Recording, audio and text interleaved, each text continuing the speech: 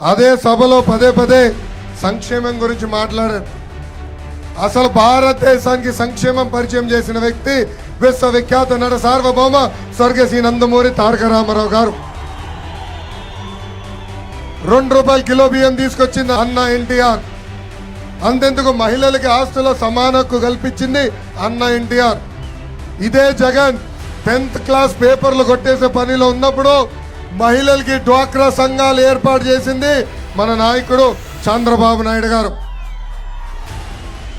ఆనాడు జగన్ని ఆంధ్ర రాష్ట్రంలో ఉంటే రాష్ట్రాన్ని దోచేస్తాడని రాజశేఖర్ రెడ్డి గారు బెంగళూరుకి పంపించిన రోజు ఆంధ్ర రాష్ట్ర మహిళలకి దీపం పథకం అందించిన వ్యక్తి మన నాయకుడు చంద్రబాబు నాయుడు గారు. జగన్ చంచల్ కూడా జైల్లో చిప్ప కూడా తినే సమయంలో మహిళలకి పసుపు కుంకం, తల్లి బిడ్డ ఎక్స్ప్రెస్, అంతేకాదు టిట్కో ఇల్లు కట్టి ఇచ్చి అందించిన వ్యక్తి మన నాయకుడు చంద్రబాబు నాయుడు గారు. ఇలా అనేక సంక్షేమ కార్యక్రమాలు మనం చేశాం.